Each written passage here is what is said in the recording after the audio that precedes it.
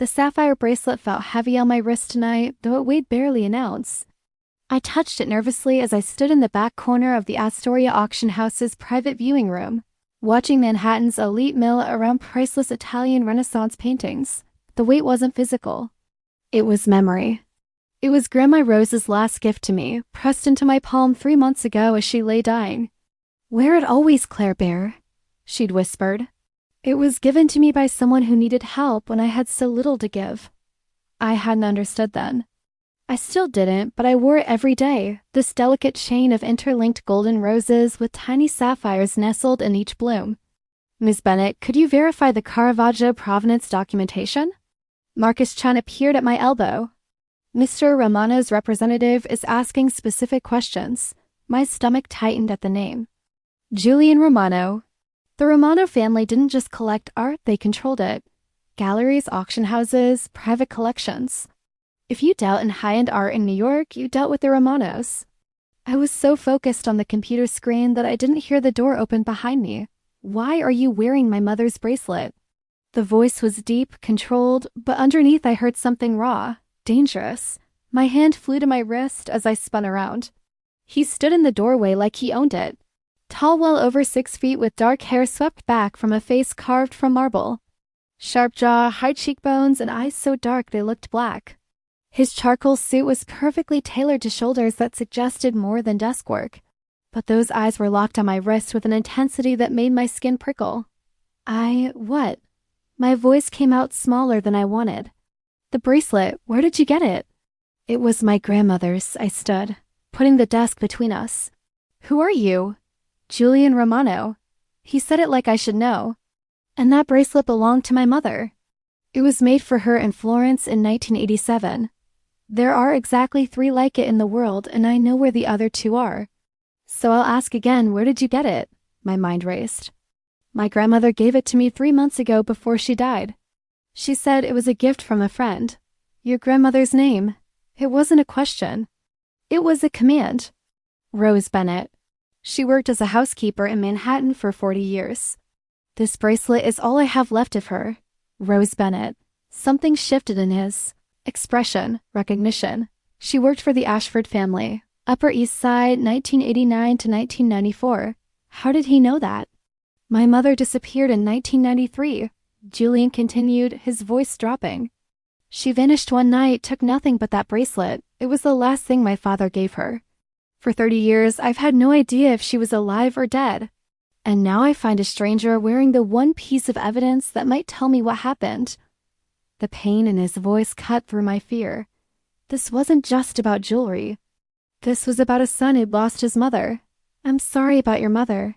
But I don't know anything that could help you?" "Then you'll let me investigate." "Your grandmother's papers. Her belongings. No, I'm not letting a stranger, Terza Fila di Rose, Canta Rosa d'Alato, say on incision." The Italian flowed naturally. "3rd row of roses, 5th from the top. There's an engraving. My mother's initials and my father's. A R&V Angelina and Vittorio Romano." My breath caught. I never looked that closely. Slowly, I unclasped the bracelet and held it to the lamp. 3rd row, 5th rows. The initials were there. ARNVR. How do I know you didn't just see it earlier? "You don't." Julian stepped closer. "But I'm asking you, one person who lost family to another, please. Let me understand what happened. Let me find out if my mother is alive somewhere, or if I can finally stop searching." The desperation underneath his control broke something in me. I understood loss. The gnawing need to know. "I don't have much. Most of her things I had to sell. But there are some boxes. Photos, letters, documents. That's all I need." His shoulders relaxed fractionally. "I can come tomorrow." "I don't want your money," I interrupted. "But I want answers too. My grandmother never talked about her life before I came to live with her. If your mother is part of her story, I want to know why she never told me." Julian studied me. "Tomorrow, 10 a.m., Cafe Reggio, Greenwich Village. We'll talk and you can decide if you trust me enough to help." He turned to leave, then paused. "Claire Bennett, I'll have my people look into your grandmother's employment history. The Romanos take care of their own. And if your grandmother helped my mother, she's connected to us. Which means you are too. He left and I sank into my chair staring at the bracelet. What had Grandma Rose been involved in? I barely slept. At 3 a.m., I pulled out the remaining boxes of Grandma Rose's belongings. The first box held photographs. Her at my graduation, holding me as a baby at my parents' funeral. A few older ones, her as a young woman, alone, always alone. The second box contained documents. Tax returns, pay stubs from families whose names meant nothing to me. I arranged them chronologically. 1987 to 1989. The Whitmore family, 1989 to 1994. The Ashford family. Julian had known about the Ashfords.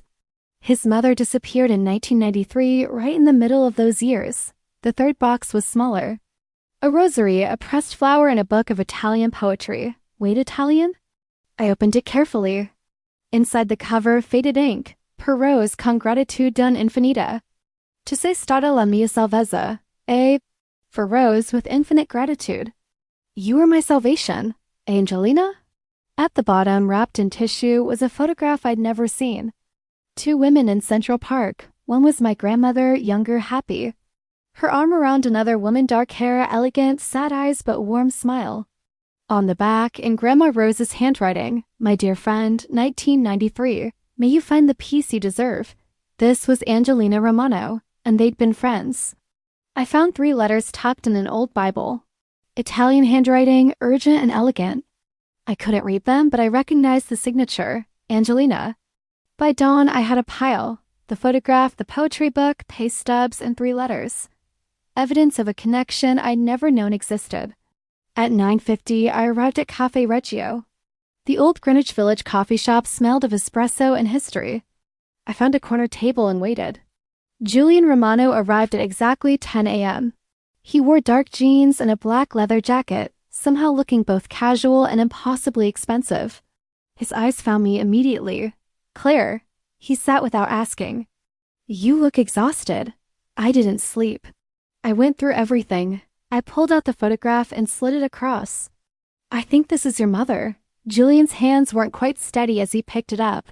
I watched his face, the controlled intensity, the flash of pain. When he looked up, raw emotion filled his gaze. Where was this taken? I don't know. Central Park, maybe. My grandmother wrote on the back. He turned it over, reading her words, my dear friend. May you find the peace you deserve. His voice roughened. They were friends. There's more. I pulled out the poetry book. The inscription, he read it aloud, his lips moving over the Italian. You were my salvation. He set it down carefully.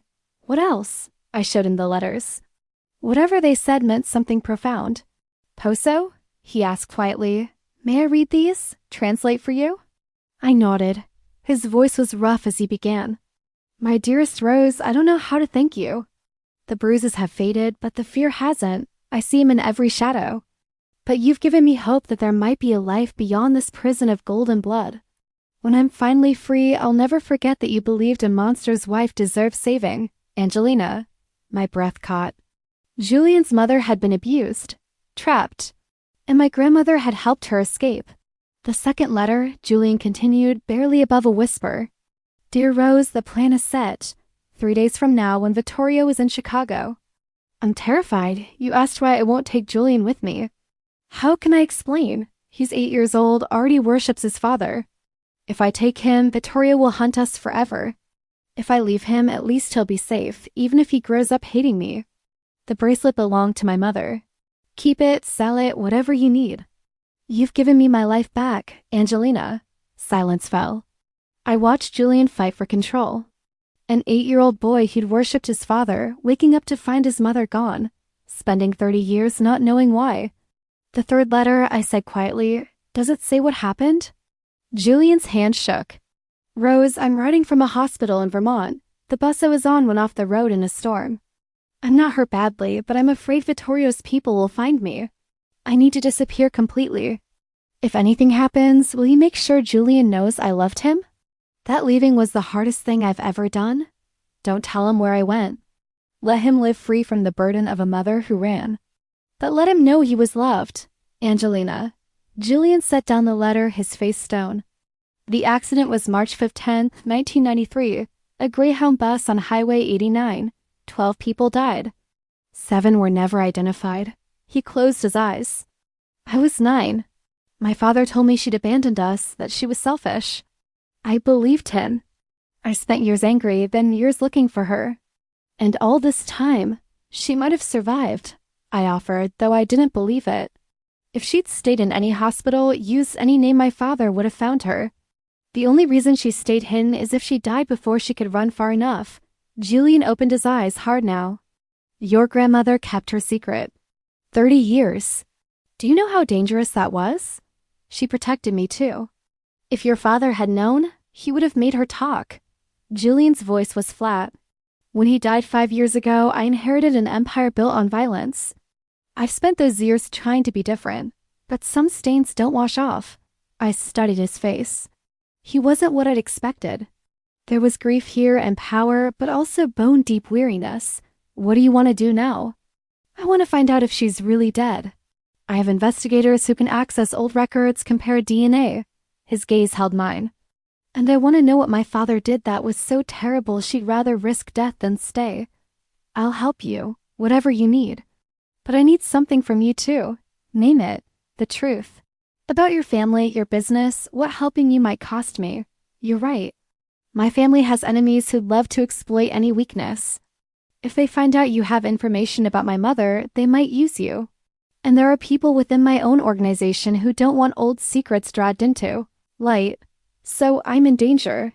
You were in danger the moment you put on that bracelet. He gestured to my wrist. But I'll protect you. My personal protection, not just from my organization, but from anyone who might threaten you. The word of a mafia boss. The word of a man who just found out his mother didn't abandon him out of selfishness, but out of love. Julian's voice dropped. The word of a son who owes your grandmother a debt I can never repay. The least I can do is keep her granddaughter safe. Julian's phone buzzed. He glanced at it, expression hardening. I need to take this. He moved outside. Through the window, I watched him pace, gesturing sharply in rapid Italian. He returned after 10 minutes, grim. There's a problem. What kind? Someone's been making inquiries about your grandmother's employment history, specifically her time with the Ashfords in the early 90s. My blood ran cold. Who? We don't know yet. But the timing is suspicious. The day after I see that bracelet, suddenly someone else is interested? Julian's eyes bored into mine. Either it's coincidence or someone was watching us at the auction house. They described you, Claire. A young woman who works at Astoria. The cafe suddenly felt too exposed. What do I do? You come with me. Somewhere secure where we can talk without being observed. Julian stood, extending his hand. Somewhere I can make sure you're safe while my people find out who's asking questions and why. I stared at his hand. Taking it meant crossing a line. Trusting a man I'd met less than 24 hours ago. Stepping into a world of family loyalty and dangerous enemies. But what choice did I have? I put my hand in his. His fingers closed around mine, warm, strong, careful. A black Mercedes waited at the curb. A man in a dark suit opened the door. This is Anthony, Julian said as we slid into the back. He's been with my family since I was a teenager. Anthony nodded in the rearview mirror. Ms. Bennett, Claire, I said automatically. Where are we going? I asked as we pulled into traffic. My home. It's the most secure location I have. We can review your grandmother's documents there and figure out who's interested in you. His home. The reality settled over me. I need to call work. Tell them you have a family emergency. I'll have my assistant send formal notification if needed. Julian pulled out his phone. Anyone who'll worry if you're not home tonight? Tonight. He expected me to stay overnight. No boyfriend, no roommates. My best friend is traveling. My neighbors won't notice. Something shifted in Julian's expression. No one should be that alone, says the man who runs a crime family. I'm alone in the ways that matter. Surrounded by people who need things from me, but alone where it counts. So I understand, Claire. The car turned onto Fifth Avenue heading uptown. We passed museums and luxury hotels. Tell me about the art business, I said. My grandfather started acquiring galleries in the 50s. By the time my father took over, the Romano family had a hand in every major art transaction in New York. We made it legitimate over the years, but the control remained. And the other businesses? Being phased out, his jaw tightened. I'm not my father. The protection rackets, the loan sharking, the violence, I'm dismantling it all. Some aren't happy. They think I'm weak. But I'd rather build something new than inherit something rotten. You sound like you mean that. I do. My mother ran because she saw what my father really was. I spent 30 years thinking she was wrong. But these letters show me what she saw. I don't want to be the man my father was. I want to be someone my mother would have been proud of. The car pulled up to a building on East 70th Street. Pre-war architecture, limestone facade, uniform doorman. This was old money, established power. We bypassed the regular elevators for a private one. Julian used a key to access it. The doors closed, sealing us together. I became aware of how close we were standing. How his cologne smelled like cedar and something darker. Nervous? He asked, terrified. I'm entering the home of a man I barely know, who just told me I'm in danger from unknown enemies. So yes, terrified. The corner of his mouth quirked. At least you're honest. The elevator opened directly into an apartment. Floor-to-ceiling windows offered views of Central Park, museum-quality art, a Modigliani over the fireplace, what looked like an early Rothko. Expensive furniture. Books everywhere, well-worn volumes actually read. This is home, Julian said. For better or worse. My father built it as a fortress. Bulletproof windows, reinforced walls, presidential-level security. I've kept the safety features but tried to make it less of a prison. A woman appeared from the kitchen. Maybe 60, steel gray hair in a bun, warm eyes. Valentina, Julian said. This is Claire Bennett. She'd be staying with us. Can you prepare the guest suite? Of course. Valentina's gaze swept over me, assessing but kind. Welcome, Miss Bennett. Coffee? That would be wonderful. Thank you. Valentina disappeared and Julian watched me. You said thank you. Most people don't think to be polite to the help. My grandmother was the help for 40 years. I never make someone feel invisible. Something in his expression softened. Your grandmother raised you well. She raised me to be kind, to work hard, to never take more than I needed. I looked around at the casual wealth. This is so far from my world. I don't belong here, Julian. Maybe not. But you're here because you have information I need. And I can offer you protection. We're helping each other. Was that all this was? Because the way he looked at me suggested something more. Let me show you the guest room, he said. The guest suite was bigger than my entire apartment. King bed, sitting area, bathroom with soaking tub. A walk-in closet empty. I don't have clothes. I came straight from the coffee shop. I'll have Valentina arrange it.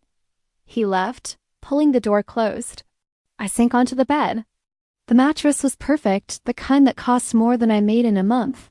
What did you get me into, Grandma? I whispered. Valentina knocked and entered with a tray. Fresh coffee and pastries. You look like you haven't eaten. I haven't, thank you. She set down the tray. You're different from his usual guests. How so? You're afraid, but you're here anyway. That takes courage. She smiled. And you look at him like he's a person, not a title. Not many do that. She left, and I was alone with my thoughts. Through the window, Central Park stretched in afternoon sun. Somewhere in that city, someone was asking questions about my grandmother. I touched the bracelet and made a silent promise. I'll find out what happened. I'll understand why you helped her. And I'll make sure her son knows she loved him. An hour later, Julian knocked. Ready? I followed him to his office. Bookshelves lined with volumes in Italian, English, Latin. Someone had laid out all my grandmother's documents on a coffee table. I had my assistant scan everything. Copies are in a secure server. Originals will go into a safety deposit box. We spent 3 hours going through every document. Julian made notes in Italian, making phone calls to investigators. The bus accident was real, he said after one long call.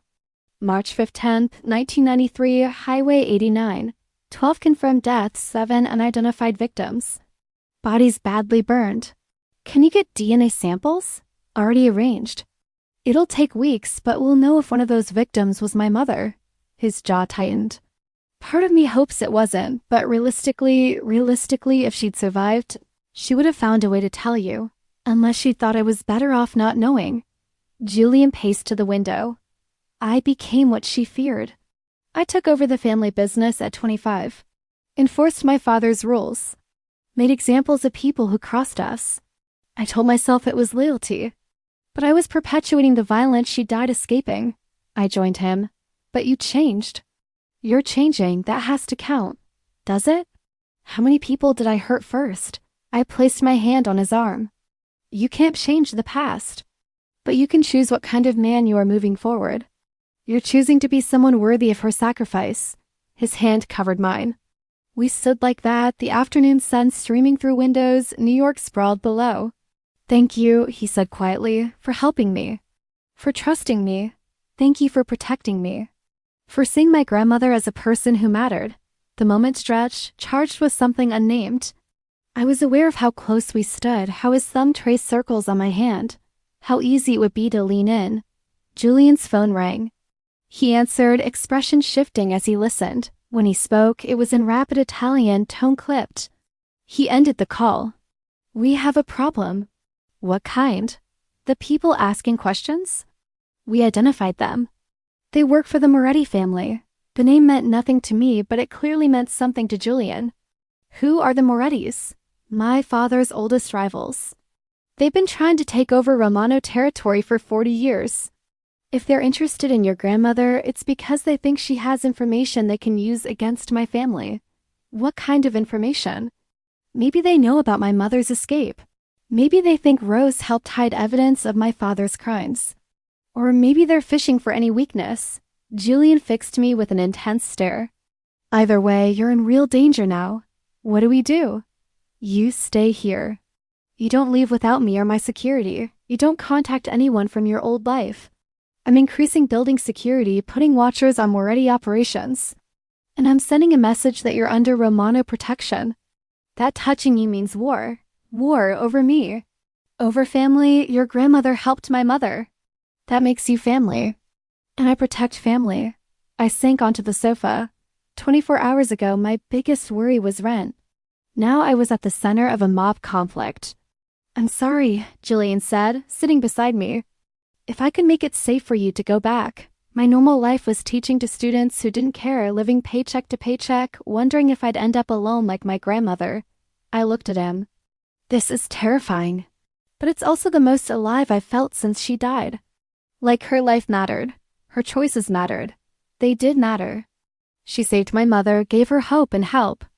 That's everything, Claire. Valentina appeared. Dinner is ready when you are.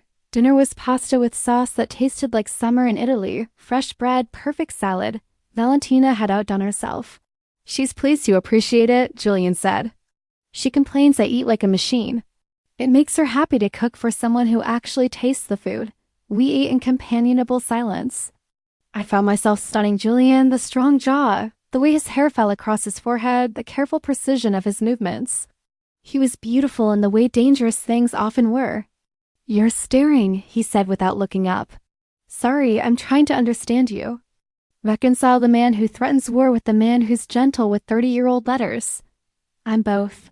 I can be brutal when needed, gentle when it matters. The key is knowing which response the situation requires. He met my eyes. With you, gentleness is required. You don't need me adding to your burdens. What if I'm stronger than you think? Oh, I know you're strong. But strength doesn't mean you should face everything alone. He set down his fork. Let me help carry this. Let me protect you.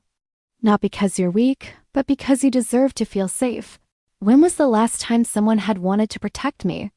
Okay, I whispered. I'll let you help. Something shifted between us. An acknowledgement of trust offered and accepted. After dinner, Julian showed me the library, media room, gym. The apartment is yours. Anything you need, just ask. At the guest room door, we paused. The hallway was dim, intimate. I was suddenly aware of how close we stood. How I could smell his cologne cedar and spice. Sleep well, he said. Tomorrow might be difficult. Julian, I said as he turned. Thank you. For everything. He looked back, and in his eyes I saw longing and restraint, desire and duty. Try not to thank me yet. This is just getting started, and I have a feeling it's going to get worse before it gets better. He was right. But in that moment, standing in the doorway wearing borrowed clothes and a bracelet that held secrets, I didn't care about worse. I cared about the way Julian Romano looked at me like I mattered, like I was worth protecting, Like I was worth knowing. And that might be the most dangerous thing of all. I woke to sunlight and the smell of espresso. For a moment, I was disoriented. Then memory returned. Julian. The penthouse. Protection. Danger. I ventured out to find Julian at the windows, watching Central Park wake up below. Couldn't sleep? He asked without turning. I'm not used to quiet. I have a gym. I use it most mornings when sleep won't come. He moved to the kitchen, pulling out an espresso machine. Which is most mornings lately? Coffee? Please. He made espresso with focused precision. What do you do when you can't sleep? I bake. At 2 a.m., my neighbors probably hate the smell of cookies. A smile tugged at his lips. What do you bake? Anything my grandmother taught me. Chocolate chip cookies, apple pie, this Italian wedding cake recipe she got from. I trailed off. From your mother. She got it from your mother. Julian's hands stilled. What kind of cake? Cream cake with rum and almonds. Really complex. Takes hours. She'd only make it for special occasions. Said it was from an old friend's family recipe. Torta caprese, he said softly. My mother made it for every birthday. I haven't tasted it since she left. Without thinking, I reached across and covered his hand. I can make it for you. I have the recipe memorized. You do that? Of course. It's just cake, Julian. It's not just cake. It's a piece of her. A piece I thought was lost forever. We took our coffees to the living room as dawn painted the sky pink and gold. Tell me about her, I said. Your mother. The mother you remember. Julian was quiet for a long time.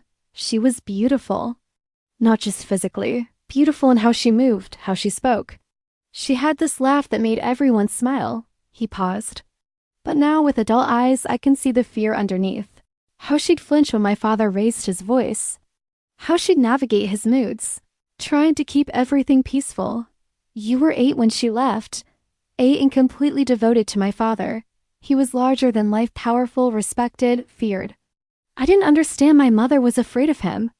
I just thought she was fragile, needed protecting. I didn't realize he was what she needed protecting from. Children see what they're capable of seeing. You can't blame yourself, maybe not. But I can blame myself for what I became after.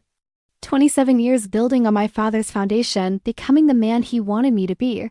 Julian set down his cup.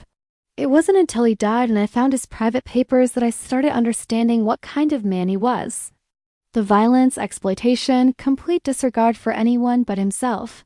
What did you find? Records of protection rackets that bled businesses dry. Loan shark operations.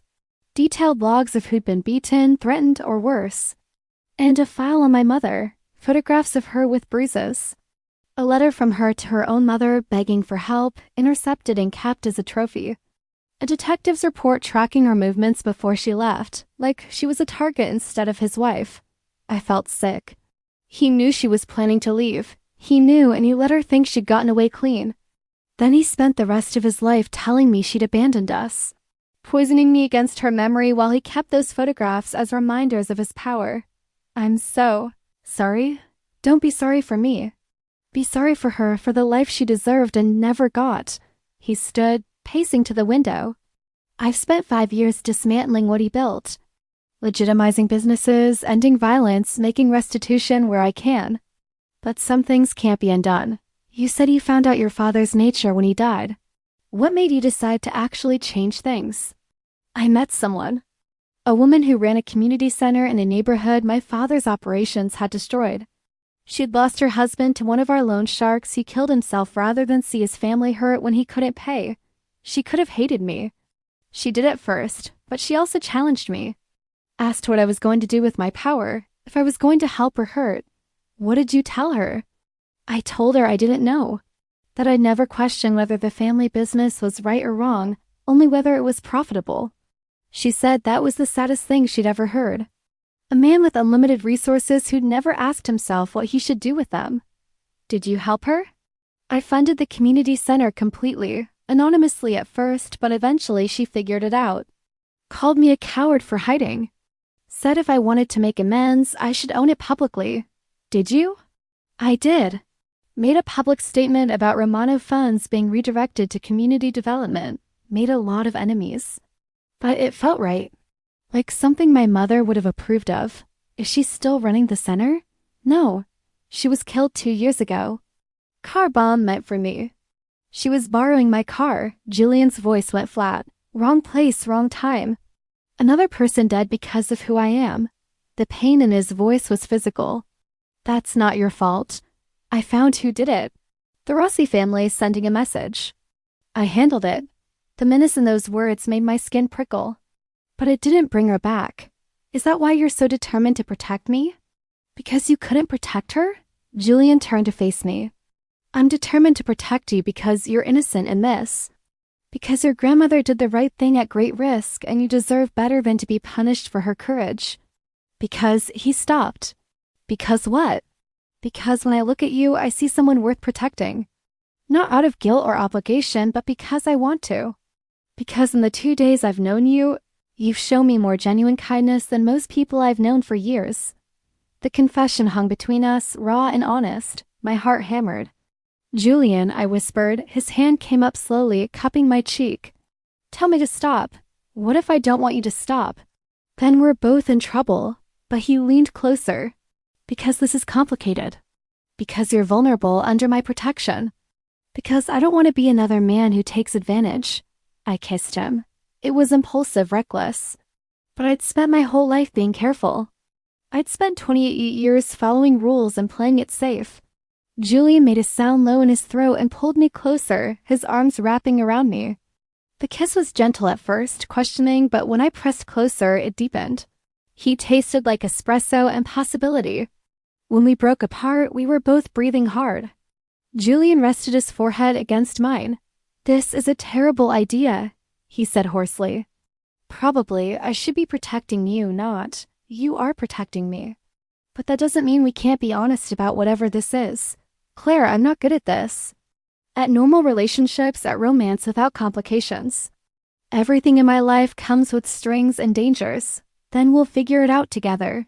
I placed my hand over his heart, feeling it thunder. I'm not asking for forever. I'm just asking for honesty. For whatever this is right now. He kissed me again, slower, savoring. When he pulled away, his eyes were dark with desire and wonder. Okay, honesty. Right now I want you more than I've wanted anything in a very long time. Right now I'm terrified I'm going to hurt you somehow. And right now I don't want to let you go. Then don't. We stood there in the morning light, holding each other. For a moment the danger faded. For a moment it was just two people who'd found each other, but the moment couldn't last. Julian's phone rang. He answered in Italian, his tone clipped. I watched his face change as he listened. When he ended the call, his eyes were ice. What happened? The Morettis made a move. They grabbed one of my guys, someone who works in our authentication. They're sending a message. They know about the connection between the art business and my family's past. They're willing to hurt my people to get information. Information about what? About you, about your grandmother. About what we've been researching. Julian was already making more calls. They know you're here. They know you're under my protection. They're testing me, seeing if I'll go to war over one person. What are you going to do? I'm going to get my guy back. And I'm going to make it clear you're not negotiable. He paused. Pack a bag, just essentials. Anthony will take you somewhere more secure while I handle this. I don't want to leave. Claire, I don't want to hide while you risk yourself for me. I stood my ground. My grandmother didn't hide when your mother needed help. If this is happening because of her choices, I should be part of handling it. Julian crossed to me, gripping my shoulders. You being part of this means you being safe. Please, Claire, let me do this. Let me protect you the only way I know how. The desperation in his eyes broke through my pride. Okay, where will I go? Anthony knows a place. Secure off the grid. Valentina will go with you. He pulled me into his arms. This is temporary. A few days while I handle this and make it clear that coming after you means war. Promise me you'll be careful. I promise. I didn't find you just to lose you. He kissed my forehead. I didn't find hope just to watch it die. The safe house was nothing like the penthouse. We drove for over an hour into rural Connecticut. Anthony navigated narrow roads with practiced confidence while Valentina sat beside me. Where are we going? I asked. Mr. Romano owns several properties outside the city, Anthony said. This one is off all records. No one knows about it except his inner circle. We turned onto an unmarked dirt road.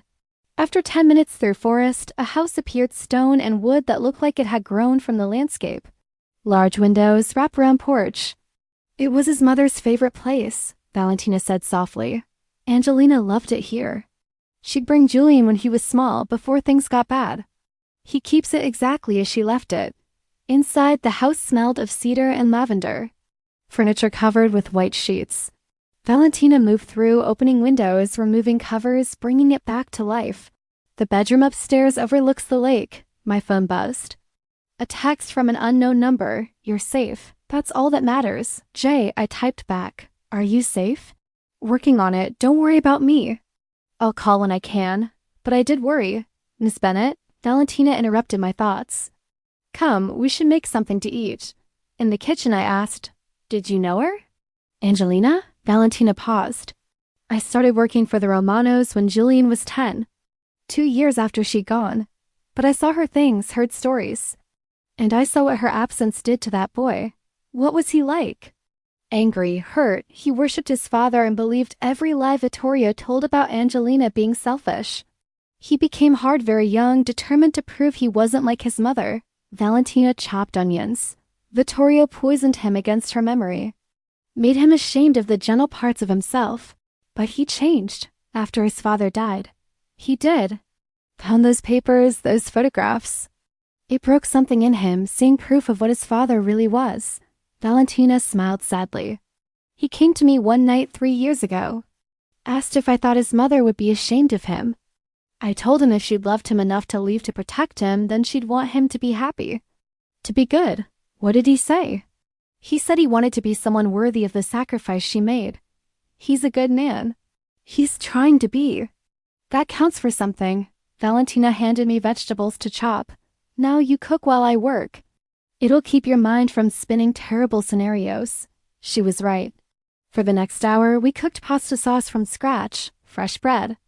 The kitchen filled with delicious smells and the comfort of routine. My phone stayed silent. By the time dinner was ready, the sun was setting. Valentina and I ate on the porch, watching the lake turn colors. Did Julian bring many people here? I asked. Valentina shook her head. Only those he trusts absolutely. This place is sacred to him. A reminder of what he's fighting for. And he brought me here. He did. Which tells me you're more important to him than he's admitted to himself yet. Valentina studied me. He looks at you differently. Like you're someone worth becoming better for. Julian's call came at 9 p.m. Are you safe? I answered. His low laugh rumbled through the speaker. That's my line. Yes, I'm safe. The situation is handled. What does handled mean? It means I got my guy back. It means I had a conversation with the Moretti leadership that made my position clear. They've agreed to back off for now. He sounded exhausted. How's the house? Beautiful, peaceful. Valentina said it was your mother's favorite. It was. I haven't been there in 2 years. I'm glad you're there, though. I wish I was there with you. My breath caught. When can I come back? Few more days. I need to make sure the Morettis honor their word, shore up security. His voice dropped. I miss you, Claire. Which is insane because I barely know you. But I do. I miss you too. The admission felt huge. When you kissed me this morning, I've been thinking about that all day. In between threatening rival bosses and reinforcing security, I could hear the smile in his voice. Not exactly romantic. Nothing about this is romantic. But somehow it doesn't matter. I walked to the porch edge. My grandmother always told me love doesn't wait for convenient timing. Sometimes the right person shows up in the middle of chaos, and you have to be brave enough to reach for them. Love? Julian repeated softly. I froze, realizing what I'd said. I didn't mean I wasn't saying. It's okay. I know what you meant, but something in his tone suggested he'd heard exactly what I'd revealed. Get some rest. I'll call tomorrow. Julian? Yes. Thank you. For what? For being brave enough to reach for me anyway. Despite everything. He ended the call, leaving me with my heart hammering and the word love hanging in the air. The next 3 days passed in strange suspension. Valentina and I established a routine. Breakfast on the porch, walks around the property, afternoons in the library where I discovered Angelina's books. I found her handwriting in the margins of poetry collections. Notes to herself in Italian that Valentina translated. She wrote about freedom, Valentina said, reading from Dante, about how the soul recognizes its prison even when the body hasn't escaped. About the courage it takes to choose the unknown over the familiar hell. Julian called every night. Sometimes for hours, sometimes just minutes. We talked about everything: his childhood memories of this house, my college years, his plans for the family business, my dreams of maybe opening a gallery someday. You should do it, he said one night. Open a gallery. You have the knowledge, the passion. I could help with capital, connections. I don't want your money, Julian. It wouldn't be charity. It would be investment in your talent, in us, maybe. If there's going to be an us after all this. Is there going to be an us? I'd like there to be. But I need you to understand what that means. Being with me comes with complications. Security, scrutiny, dangers I can minimize but never eliminate. You're asking me to trust you with my life. I'm asking you to trust me with everything. Your life, your heart, your future. I know that's insane given how little time we've known each other. But Claire, I've never felt this way about anyone. Like I've been waiting for you without knowing you existed. My throat was tight. That's the most romantic thing anyone's ever said to me, and you're saying it over the phone while I'm hiding from mob enforcers. His laugh was rough. When you put it that way, I sound ridiculous. No, you sound honest, real. I do mean it, every word. A pause. I'm coming to get you tomorrow. The threat is past. Security is locked down. I want you back here. Back home. Home like I belong there. Okay, tomorrow. Anthony arrived early the next morning. I'd packed my few belongings and stood on the porch taking one last look. Thank you, I told Valentina, hugging her. For everything. You're family now, she said simply. We take care of family. The drive back felt shorter. Anthony filled me in on what had happened: Julian's confrontation with the Morley leadership, the agreement they'd reached, increased security. He offered them a deal, Anthony explained. Information sharing on external threats in exchange for leaving you alone. They accepted because they're more worried about FBI investigation into their operations than old Romano secrets. So it's over? For now. In this world, over is always temporary. But they've backed down. We arrived at Julian's building just before noon. Marcus the doorman greeted me warmly, and I realized I was happy to be back. The elevator rose smoothly. My heart hammered with anticipation. I hadn't seen Julian in 4 days. The doors opened, and there he was. Julian stood by the windows, backlit by sun, and the sight took my breath away. Dark jeans, black Henley, hair slightly disheveled. When he turned and saw me, his expression was everything: relief, desire, tenderness, hunger. We met in the middle of the living room, and his arms came around me like he'd been waiting his whole life to hold me. You're okay, he murmured against my hair. I'm fine, but I missed you. So much. His hand cupped my face. I thought about you constantly. Worried, wanted you, wished I could be there instead of dealing with the ugliness. You're not ugly. You're trying to be better. That counts for everything. He kissed me then, desperate, passionate, 4 days of longing compressed into a moment. His hands tangled in my hair, and I pressed closer. When we broke apart, we were both breathless. I want you, Julian said hoarsely. I want you so badly, it terrifies me. But I need you to be sure. Sure about this, about me, about what a relationship with me means. Because once we cross this line, there's no going back. I kissed him again. I'm sure. I've never been more sure. Yes, this is fast. Yes, it's complicated. But I don't want to be careful anymore. I want to be brave. I want to choose you. Something in his expression cracked open. Say it again. I choose you. He lifted me into his arms, carrying me toward his bedroom. His mouth never left mine, kissing me like he was memorizing the taste. The bedroom was stunning: more windows, a massive bed, priceless artwork. But I barely noticed. I only saw Julian, felt Julian, wanted Julian with liberating intensity.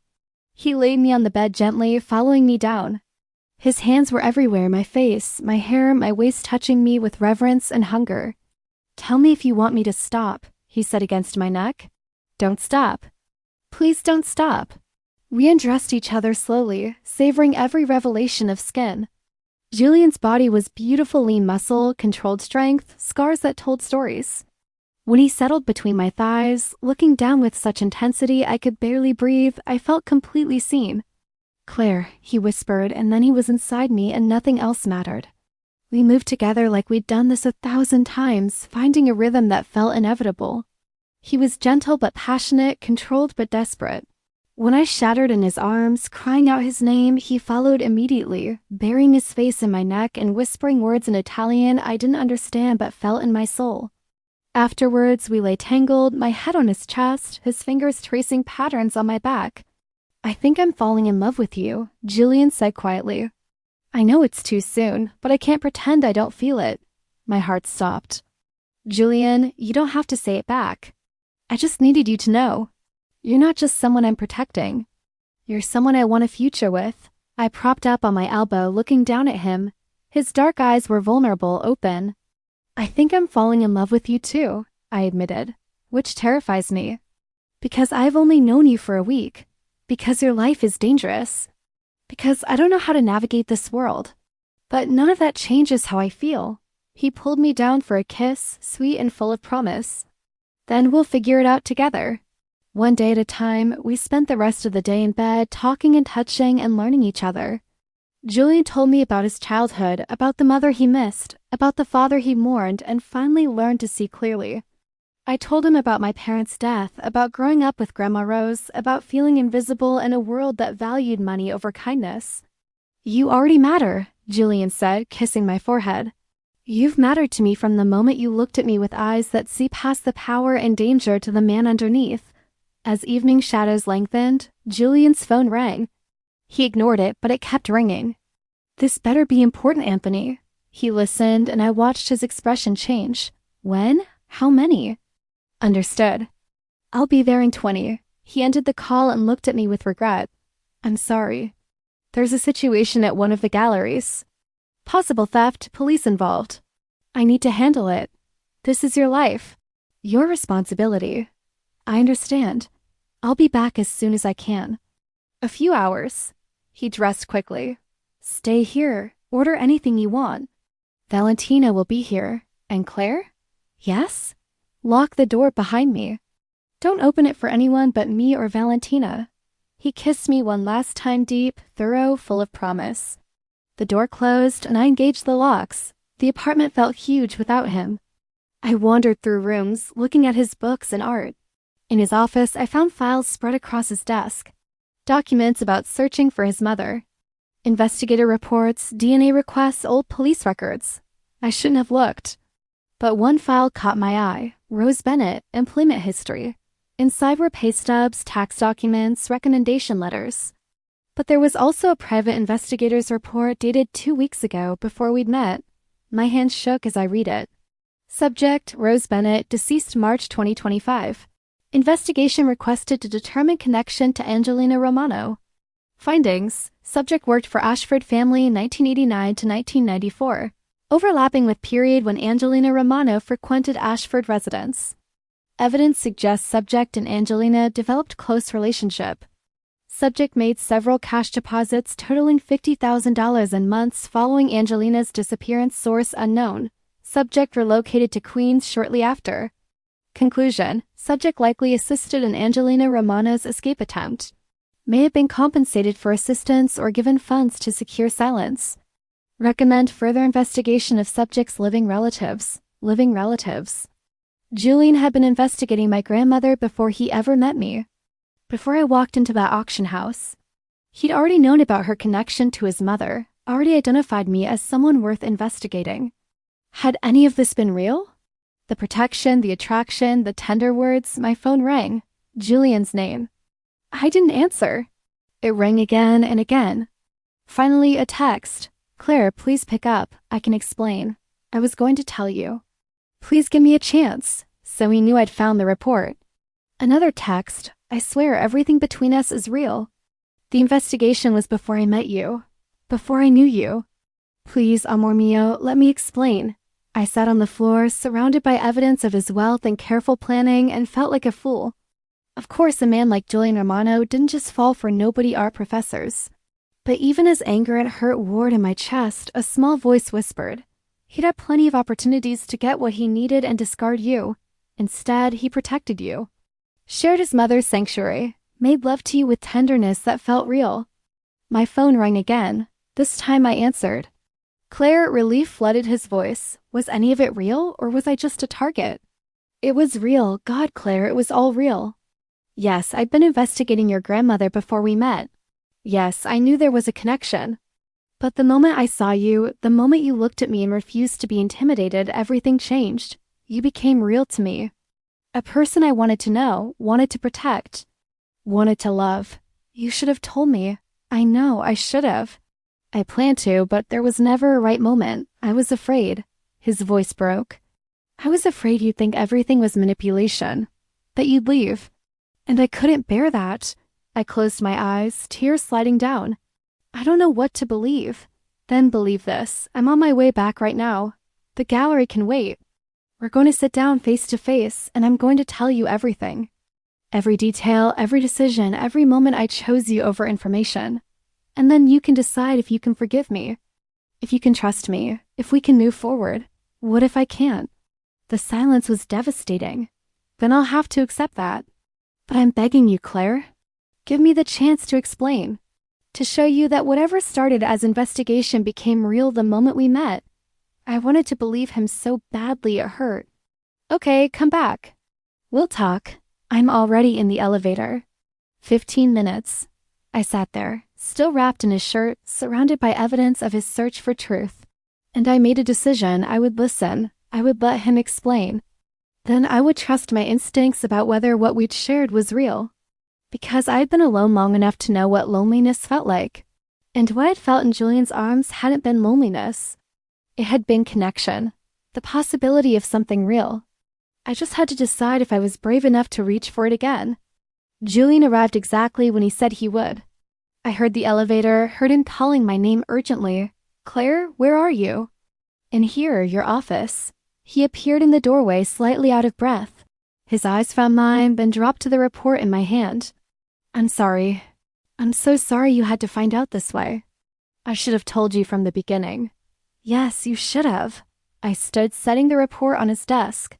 So tell me now, everything. No more secrets. He nodded, running a hand through his hair. Okay, the truth. All of it. He moved to the window before turning back. 3 months ago, I received an anonymous tip. Someone sent me a photograph of your grandmother and my mother together. No note, no explanation. After 30 years of searching, suddenly I proved my mother had made a friend. Who sent it? I still don't know. The envelope was postmarked from Queens, no return address.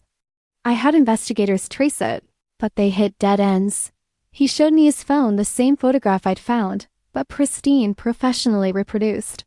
Someone wanted me to know about Rose Bennett, so you investigated her? I did. I learned everything about her employment, her life, her family. When I discovered she died recently and had a granddaughter who worked at Astoria Auction House, He hesitated. I may have arranged for us to cross paths. My stomach dropped. The private auction. You specifically requested it be held at Astoria. Yes, I wanted to see you, assess whether you knew anything. But I swear, Claire, the moment I saw you, before I even noticed the bracelet, something shifted. You weren't what I expected. What did you expect? Someone complicit. Someone who'd known and hidden it for profit. Or someone completely clueless, a dead end. He stepped closer. But you were neither. You were smart, cautious, proud. You looked at me like I was just a man, not a name or threat. And when I saw that bracelet and saw you genuinely had no idea of its significance, I knew you were innocent. That your grandmother had protected you by keeping you ignorant. So what was the plan? Get close, gain trust, extract information? Initially? Yes. The admission hurt. But that plan lasted approximately 10 minutes into our conversation. When you showed me those letters, when I saw your face as you realized what your grandmother had done, I stopped seeing you as an investigation. I started seeing you as someone remarkable. And the protection? Moving me here, was that part of the investigation? No. His voice was fierce. That was real. The Moretti threat was real, and my need to protect you was real. Because by then, you mattered to me. You'd become important in a way I didn't know how to explain. I wanted to believe him. Everything in me wanted to believe what we'd shared was genuine. The $50,000, I said, pointing to the report. What was that? Julian pulled up more documents on his phone. I've been researching that. The deposits were made in 3 installments over 2 months in 1993. All cash, untraceable. But I have a theory. Which is? My mother had a trust fund from her family BRACELET, old money separate from my father's operations. When she married Vittorio, the fund was frozen until she turned 40. But she'd been secretly withdrawing small amounts for years. He showed me bank records. In the month before she disappeared, she made several large withdrawals. Total of $52,000. She gave it to my grandmother. Payment for helping her escape, or insurance. A way to make sure Rose stayed silent if my father came asking. With that much money, your grandmother could relocate, start over, by her silence and safety. Julian's expression was pained. My mother was protecting her, Claire? Making sure the woman who helped her wouldn't pay the price. I sank into the chair. Grandma Rose had taken money from a desperate woman, used it to move us to Queens, created a safer life. She kept the secret not just out of loyalty, but self-preservation. To protect herself and me, she never told me. Never even hinted. She was protecting you. The less you knew, the safer you were. If my father's people had ever questioned you, you'd have genuinely known nothing. Your ignorance was your shield. Julian knelt beside my chair, taking my hands. And when she gave you that bracelet before she died, she gave you the key to unlock the truth. Maybe she knew that someday you'd meet someone who could help you understand. Someone who'd protect you the way she protected my mother. Someone like you. I'd like to think so. His thumb stroked my knuckles. Claire, I know I should have told you about the investigation from the beginning. I know keeping it secret was wrong. But everything that happened after we met, every moment we shared, every word I said, that was real. You're real to me. This is real. I looked into his dark eyes, searching for deception and finding only raw honesty. How do I know you're not just saying what I want to hear? You don't. You have to choose to trust me or choose not to. I can give you evidence, show you my heart, swear on everything I hold sacred.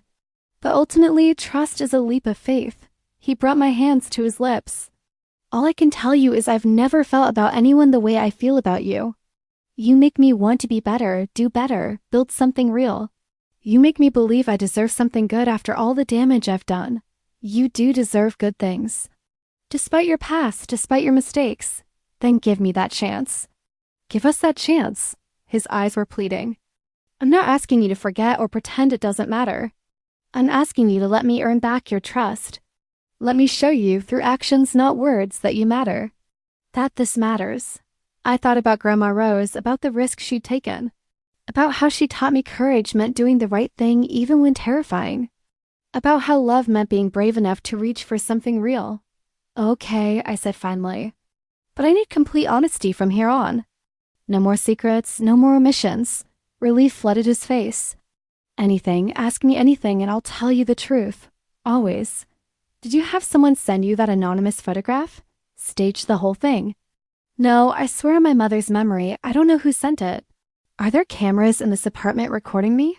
Security cameras in common areas and entries, yes, for safety. But not in bedrooms or bathrooms. I never violate your privacy. When you made love to me today, was that real or strategy? His hands tightened on mine. That was the most real thing I've felt in years. It wasn't strategy. It was me being unable to resist you any longer. It was me giving in to feelings I've been fighting since we met. It was me wanting you so badly that nothing else mattered. The sincerity in his voice broke through my defenses.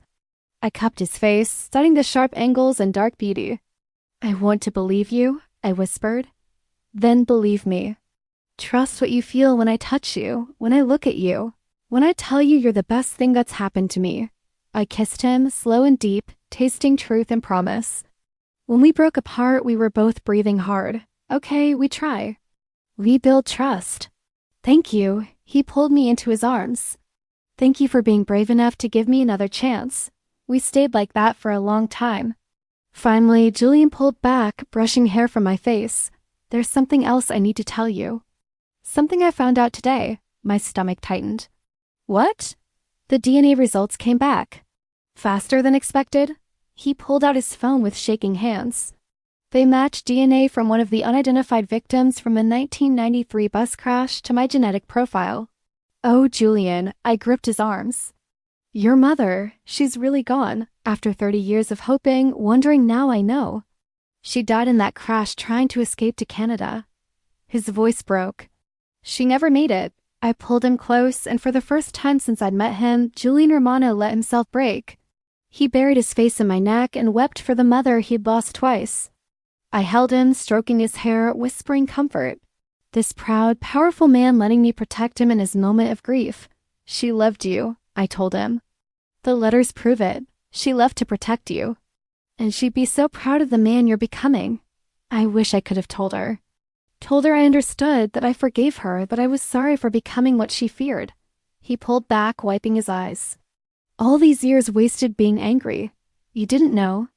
You were just a child who missed his mother. That's not wasted. That's human. We sat together on the floor, processing the weight of finality. His mother was truly gone. The search was over. I want to do something, Julian said. Create something in her honor. A foundation to help women escape domestic violence. Give them resources and protection my mother didn't have. That's beautiful. She'd love that. Will you help me? You understand art, culture, how to create something meaningful. I have money and connections, but you have vision. Together, we could build something real. The idea took root. A foundation in Angelina's name funded by Romano Resources, dedicated to helping women find freedom. Art therapy, safe houses, legal assistance, job training. Yes, I said. I'll help you. We'll build it together. Julian kissed me, soft and grateful. Thank you for everything. For trusting me again, for being here, for helping me turn grief into something positive. That's what love does, I said, and watched his eyes widen. It transforms pain into growth, grief into purpose, loss into legacy. Love, he repeated, you love me? Even knowing everything? I'm falling in love with you, present progressive. It's happening despite the complications, despite the secrets. I'm choosing to fall in love with you. I'm falling in love with you too. Have been since that first night when you stood up to me refusing to be intimidated. He stood, pulling me up. Come on, let's get out of this office. I'm tired of business and the weight of the past. I want to just be with you. Cook dinner, watch something mindless, pretend we're normal people falling in love. Are we normal people? For tonight we can be. Tomorrow we'll go back to being complicated. But tonight let's just be Jillian and Claire. We cooked pasta together, making a mess and laughing. We ate on the couch with city lights twinkling below, watching an old movie neither of us paid attention to. We made love again, slower, savoring every touch. And for one night, we were just two people falling in love. But morning would bring complications. Morning would bring the reality of trying to build a life together in a world that didn't forgive or forget. 3 weeks passed. The DNA confirmation had given Julian closure he desperately needed. We began planning the Angelina Rose Foundation, combining our skills, his resources and connections, my knowledge of art and community programs. We fell into a rhythm, mornings together over espresso. Days working on the foundation, securing property for safe houses, interviewing potential staff, designing art therapy programs. Evenings cooking together, talking, making love, building something real. I moved my few belongings into Julian's penthouse officially. It felt right, natural, like I'd always belonged there. I want you to know something, Julian said one night as we lay tangled in his bed. I've never let anyone into my life the way I've let you in. Never trusted anyone with the real me, not the boss, not the Romano heir, just me. I know. And I've never felt as seen, as valued as I do with you. We're really doing this, aren't we? Building a life together, we are. One day at a time, like you said. The foundation launch was set for 2 months away. A gala event to introduce the Angelina Rose Foundation to New York society, raise funds, announce programs. Julian wanted a perfect tribute to both our grandmothers. They'd be proud of this, I said, reviewing the plans. Both of them, what we're building from their courage. I hope so. I hope my mother, wherever she is, knows that her sacrifice wasn't for nothing. That it led to this, to us, to this foundation, to something good. Everything seemed perfect. Too perfect, maybe. The threat came on a Tuesday morning. Julian was on a call with contractors about the first safe house when Anthony burst into the office, face grim. "We have a situation."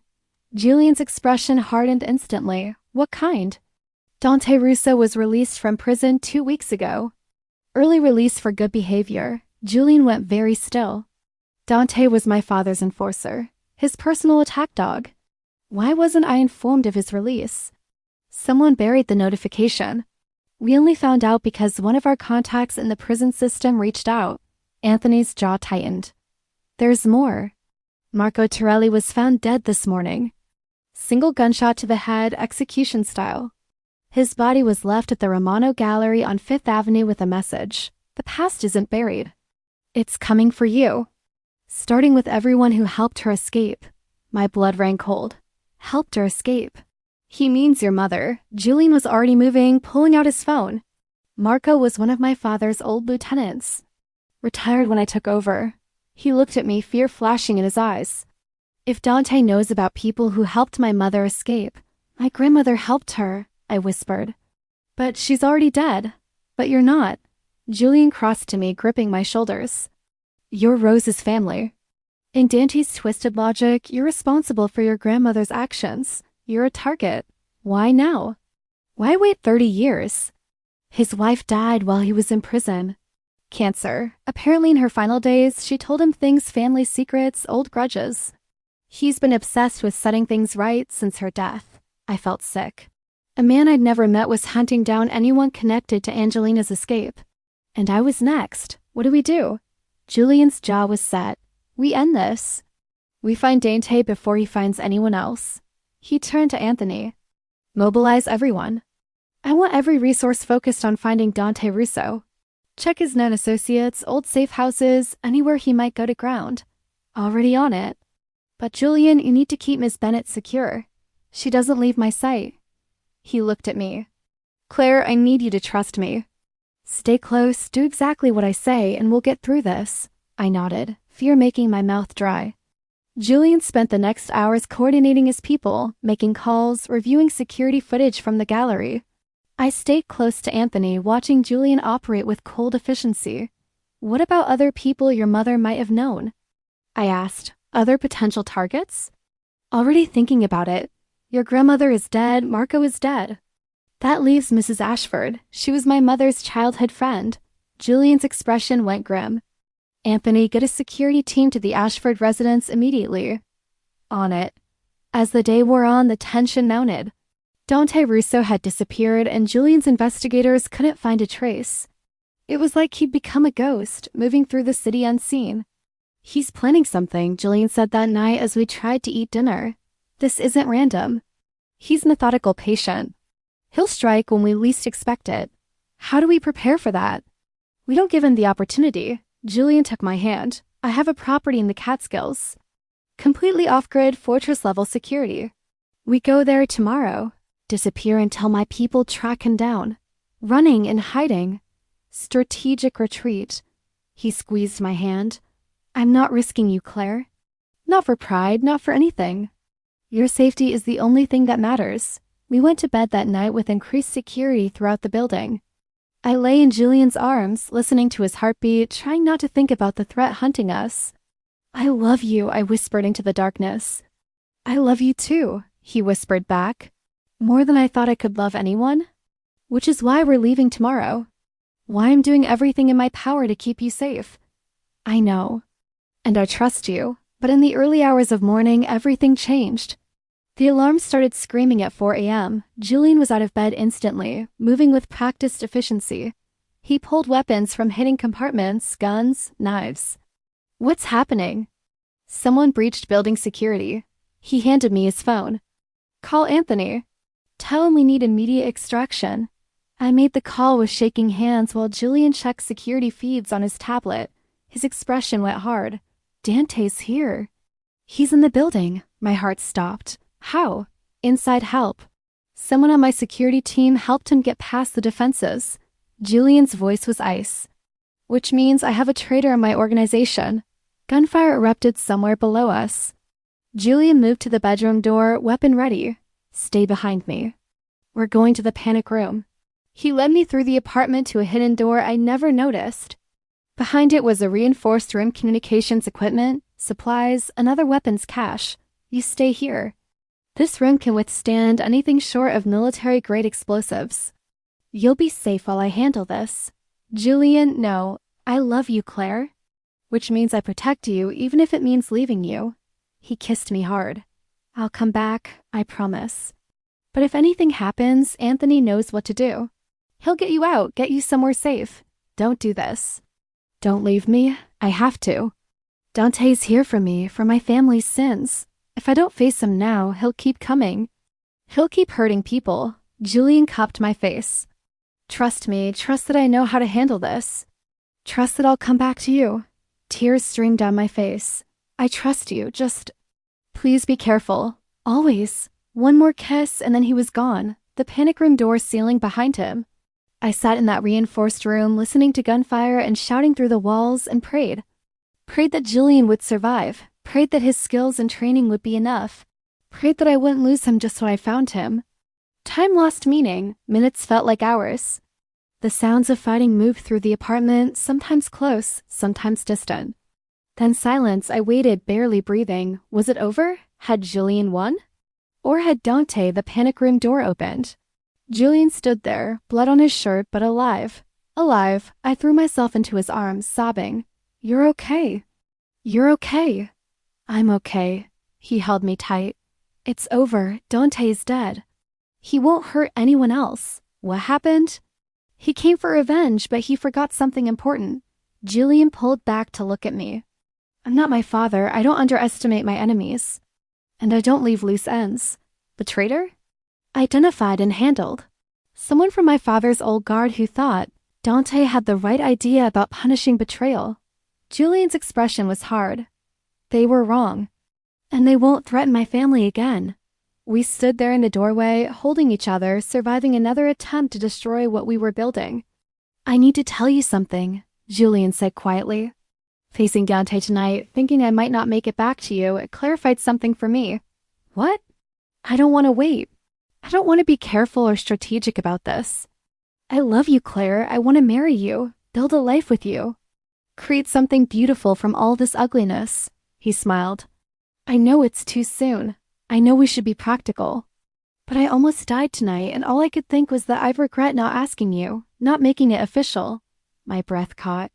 Are you proposing? Not properly. Not with a ring or romantic setting or any of the things you deserve. But yes, I'm asking you to marry me. To be my wife, my partner, my family. To help me build this foundation and this life and this future. To choose me every day the way I choose you. I thought about everything we've been through. The secrets and danger, the passion and trust, the way he protected me while letting me be strong. The way he saw me, really saw me, and loved what he found. Yes, I said. Yes, I'll marry you. I choose you, Julian Romano. Every day for the rest of our lives. He kissed me then, and it tasted like promise and forever and the beginning of something beautiful. The foundation launched 2 months later. The Angelina Rose Foundation Gala was everything we dreamed, elegant, meaningful, packed with donors and supporters. Julian gave a speech about his mother, about her courage and the woman who'd helped her, about building something that honored both their memories. I stood beside him wearing a sapphire bracelet that had started everything and felt Grandma Rose's presence. Felt Angelina's spirit. Both women who'd been brave when it mattered, who'd chosen kindness over safety. We did it, Julian whispered as we watched the donations pour in. We really did it. We did. Together. 6 months after that, we married in a small ceremony at the house in the Catskills, Angelina's favorite place. Valentina cried. Anthony gave me away. And Julian promised to love me, protect me, and build a life with me that honored the courage of the women who'd brought us together. The Romano family businesses continued transforming. Julian phased out the last of the illegal operations, created jobs, invested in communities his father had damaged. It wasn't easy. There were still threats, still enemies, still complications, but we faced them together. The foundation flourished. We opened 5 safe houses in the first year, helped hundreds of women escape violence, gave them tools to build new lives, art therapy programs, job training, legal assistance. Everything Angelina and Rose would have wanted. And through it all, Julian and I built our own story. One of trust earned and love chosen, and two people who'd found each other in the middle of chaos and decided to hold on. Because sometimes the right person shows up in the wrong moment. Sometimes love doesn't wait for convenient timing. Sometimes a bracelet holds secrets that change everything. And sometimes, if you're brave enough to reach for it, you find exactly what you've been looking for all along.